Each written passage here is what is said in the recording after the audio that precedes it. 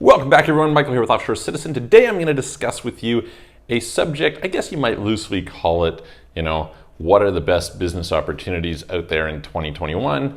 That being said, there's lots of videos that people go through, the top 4 businesses to start or whatever. We're not going to quite talk like that.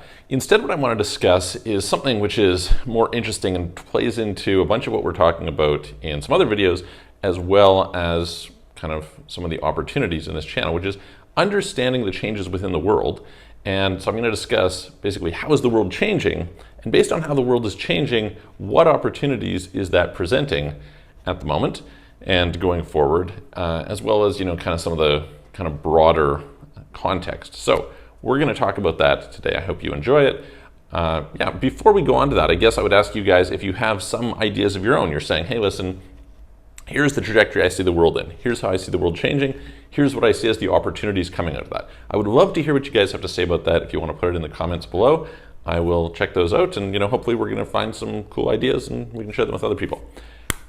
Let's dive in.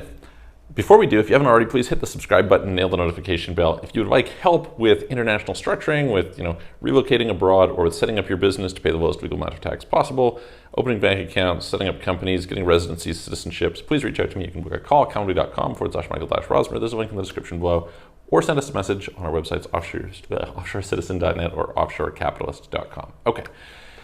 This is basically the context. I was talking to a client the other day, or yesterday, and we were discussing a little bit about what we see in the direction of the world. And we were talking about how you have these social structures that are changing, where you have kind of this widening gap between rich and poor. Really, there's actually more rich people. There's more opportunity than ever. And it's easier to get rich. But at the same time, it's coming at the expense of the middle class. And the way that I kind of first observed this years ago, I used to own a recruiting company, and I noticed with the recruiting company was on low-end positions, you'd put out an ad and you'd get 300 applicants. At the same time, on high-end positions, you'd have 5 companies chasing after 1 applicant. And you can just start to think of supply and demand and how this is going to affect wages, right? It's like, okay, well, if I have 300 people competing for 1 job, I can probably charge less. And if there's 5 big companies competing for 1 specialist person, they can charge more. And you're going to get this increasingly divergent structure of the economy. Now, it turns out that beyond that, we have this really interesting thing, which is the effects of scale, right? You can go back and you can look historically to see how long did it take for a company to hit $1 billion. And I think the first one was Standard Oil. It took them about 40 years, something like that. Then you can go and you can look at the fastest today, I think was Bird, the scooter company. It was like 9 months. And maybe there's something faster since I've last looked. But you can just see this massive compression of time, right? Now, probably a lot of the people who are watching this are more libertarian in their bent, entrepreneurial background, believe in meritocracy and hard work and making things happen, and that's super cool. This being said, it's worth noting that the person who works as hard today, as effectively, etc., gets way, way more than the person did 30 years ago. And this is a representation of what are the big opportunities that we have today, okay? This is the context. So here's the thing I want to give you as a thought experiment. If you were to go back to 1990 and say you wanted to start a makeup brand, okay? So you're like, okay, great, I want to go and create some sort of a makeup product. What do I have to do? Well, I probably have to hire some chemists. I probably have to go and find some sort of facility that, well, first I have to figure out how to source the products, and I need to figure out some facility that we can produce this in. If I'm going to say manufacture this in some place like China, I have to physically fly over to China. I have to meet people. I probably can't speak the language. They probably can't speak my language. I'm going to have to hire some translators. This is going to be a pain, right? Then it's hard for me to figure out quality assurance. These supply chains to ship it over to wherever I am are, not so robust. Then I'm in a situation where, just keeping track of what's going on, like, remember, this is kind of pre-email, right? So I have these incredibly expensive long-distance phone calls, if I can do that at all. So the communication is going to be massively hampered. Then I'm going to have to figure out, design. So it's like, okay, I'm going to have to hire some designer, which is probably going to be difficult. That's going to be done more or less manually. The printing is going to be more or less manual. I'm going to have to produce this packaging. Does it get packaged over there? Does it get packaged over here? I probably have to buy a bulk order. I have to ship it. I have a lot of risk that I might not sell that product. Then if I'm going to go and I'm going to sell it, I'm probably going to go out, if I want to get it into stores, I'm going to have to go door to door, basically, talking to different stores, trying to get distribution, or maybe I can find a centralized distributor who is going to go and push it out to them. But that distributor is going to take a big share of the profit, right? And after I do all of this and I work it out over the course of 10 years, maybe I can build some big successful business, okay? It's expensive, it's high risk, it's challenging, it's slow. Let's fast forward to today. If I wanted to start a makeup brand, what am I going to do? I'm probably going to go online to someplace like AliExpress. I'm going to find some company that white labels makeup, right?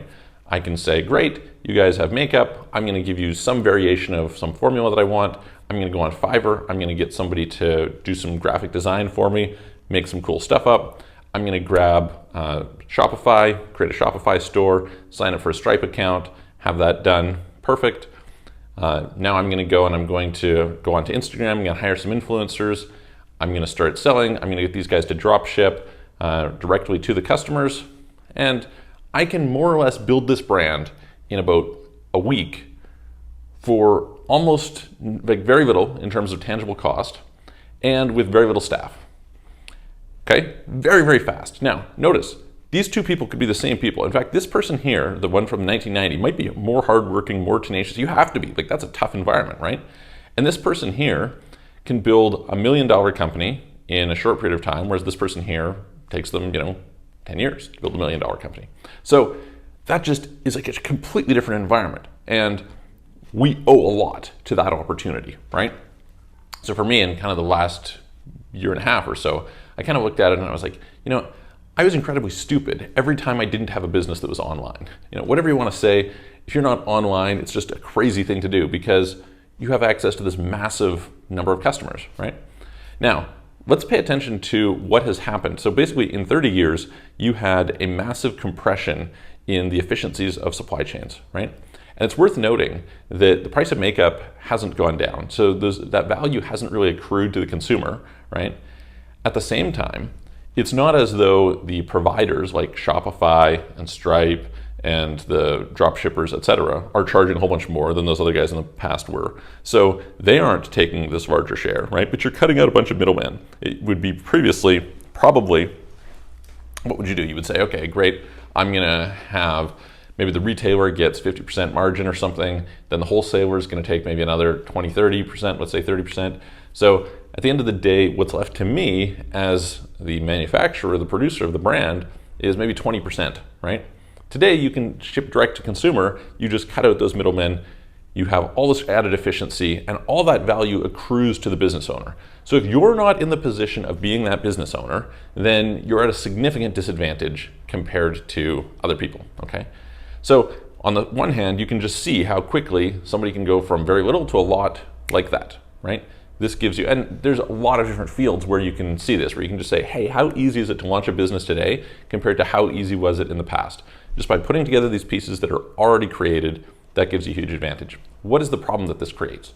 The problem this creates is when they make it easy to launch all these different things, then immediately you run into the problem of competition, right? More people are going to do it. Therefore, the people who are the winners are the ones who develop the skills for product market fit, following trends, differentiating. And this is part of the reason why, surprise, surprise, who are the people who really win in this environment? Marketers, right? The people who are marketing, because you say, hey, listen, there's 1 million products. It's not a differentiator to be able to create a product anymore. It used to be, right? It used to be if you could go and create that product, that was great. Nowadays, if I want to recreate that product, I just call the same factory in China, I duplicate it, put my branding on it, boom, off we go, right? Very quick. So the people who are going to win are the ones who can stand out from the crowd, right? So what am I bringing this up for? First of all, I think it's interesting to understand the structure of the economy today and how you've seen this compression of value across the supply chain, and that compression has mostly happened, right? It's not really going to happen anymore, meaning that the costs that were borne, all that stuff I described at the beginning that got compressed out, probably at least an 80% reduction in cost. Even if it reduces by another 50%, you're still talking about a marginal gain compared to the gain that's already been had, right? You've already received an 80% reduction. Okay, you reduce it to 90. That value difference doesn't make such a big difference. The thing that makes the big difference is, hey, listen, how do I stand out? Because it's so easy to scale today, right? I only need this little edge in order to scale. So what are the opportunities from my perspective? I think number one, anything that you can capitalize on all of this efficiency that's been built out in the supply chain, right? So a lot of things we can do are really hard, right? They require some sort of innovation, some sort of, you have to go grassroots. And although that's pretty cool and fun and interesting, and it's fantastic, from an opportunity standpoint, you have a high chance of failure. It takes a long time, it costs a lot, probably not the best place to be. Whereas there's things that you can go out and you can just launch, and you can do really, really quick gains. That's probably better, right? Second of all, if you are the people who can figure out ways of capturing attention within the marketplace and directing it. If you think about something like Kylie Jenner, right? 20, whatever, young 20s person, went and built this makeup brand, got to like $1.2 billion valuation in very short time with, I believe, a staff of 7, right? Insane. And what's that principally driven by? Well, she had 160 million Instagram followers or whatever. She had a lot of celebrity. And so she could buy these products, which are really just generic products from China, just like everybody else, right? But she says, hey, listen, I'm going to push them out through my brand. So what does this mean for you? This means for you, probably the opportunities are, okay, building that brand, building that following, finding ways to differentiate in terms of the projection and attraction to the market. Obviously, some of these other things reinforce that, right? Having a quality product, if you go and you launch that, we've seen a bunch of celebrities who have launched crap products and it comes back to bite them in the ass, right? So that's a problem. But, then there's other cases where you're like, hey, listen, this just cycles and grows. And we don't need that much of an edge in order for it to cycle and grow. So in my opinion, the big change in the world that has been brought about principally through the internet and technology is the effects of scale, right? We can scale things so much quicker. And because that value accrues principally to the owners in the situation of scale, it really, really pays to be that owner and to find ways of scaling it out.